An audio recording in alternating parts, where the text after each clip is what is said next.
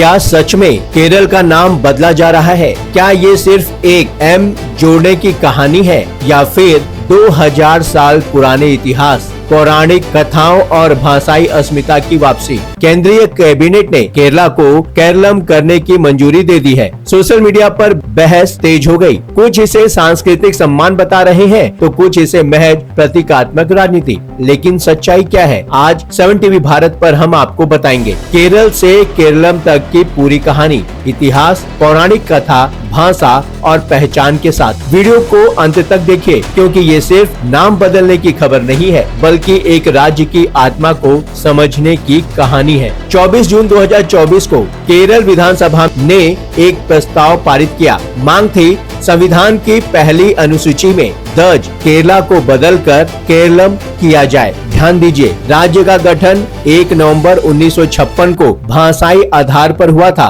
और मलयालम भाषा में इस राज्य का नाम हमेशा से केरलम ही रहा है। लेकिन अंग्रेजी दस्तावेजों में दर्ज नाम केरला है। यहीं से सवाल उठा, अगर राज्य भाषा के आधार पर बना है तो नाम स्थानीय भाषा के अनुरूप क्यों नहीं? यही बहस अब केंद्र तक पहुँची और केंद्रीय कैबिनेट ने इसे मंजूरी दे दी। क्या कहता है इतिहास? अब चलते हैं 2300 साल पीछे। मौर्य सम्राट अशोक के 3री शताब्दी ईसा पूर्व के शिलालेखों में केरल पुत्र शब्द मिलता है। इतिहासकार DC सरकार और RC मजुमदार ने अपनी किताब एशियंट इंडिया में इसका उल्लेख किया है। केरल पुत्र यानी केरल का शासक, मतलब केरल शब्द कोई नया नहीं है। इसकी जड़ें प्राचीन भारत के इतिहास में दर्ज हैं। दक्षिण भारत के प्रसिद्ध इतिहासकार K.A. नीलकंठ शास्त्री अपनी किताब a history of south India में चेरा, चोल और पांड्य वंश का जिक्र करते हैं। उनके अनुसार केरल नाम का संबंध चेरा वंश से हो सकता है। चेरा, चेरालम, केरलम।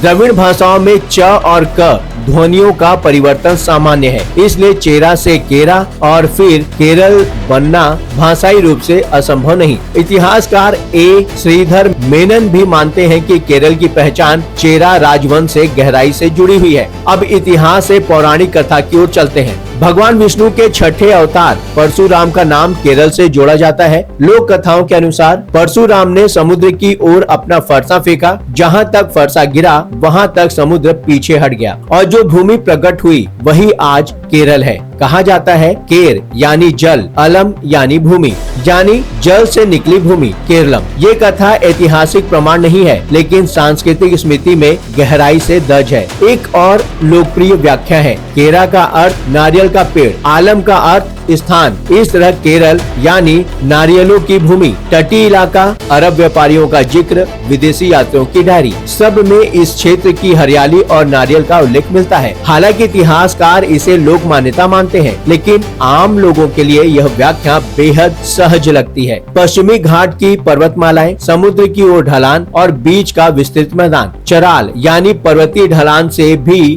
केरल शब्द की उत्पत्ति जोड़ी जाती है। चरार, चराल, चेरालम, केरलम। भूगोल और भाषा की यह यात्रा भी कई विद्वानों को तार्किक लगती है। यह सिर्फ एक अक्षर जोड़ने की बात नहीं। राज्य 1956 में भाषाई आधार पर बना। मलयालम में नाम हमेशा केरलम रहा लेकिन संविधान में अंग्रेजी रूप केरला दर्ज है। तो क्या यह बदलाव सांस्कृतिक आत्मसम्मान की वापसी है या प्रतीकात्मक पहचान की राजनीति? समर्थक कहते हैं यह स्थानीय भाषा को सम्मान देने का कदम है। आलोचक कहते हैं जमीनी मुद्दों से ध्यान भटकाने की कोशिश है। सच्चाई यह है केरल नाम की जड़ें इतिहास, पौराणिक कथाओं, भूगोल और भाषा चारों में फैली हुई है। केरल से केरलम का सफर सिर्फ प्रशासनिक फैसला नहीं बल्कि पहचान की पुनर्परिभाषा है। यह बहस हमें याद दिलाती है नाम सिर्फ उच्चारण नहीं होते, वे इतिहास, संस्कृति और आत्मसम्मान का आईना होते हैं। क्या आप सोचते हैं क्या केरल से केरलम सही कदम है या फिर यह अनावश्यक बदलाव? कमेंट में अपनी राय जरूर लिखें। वीडियो पसंद आए तो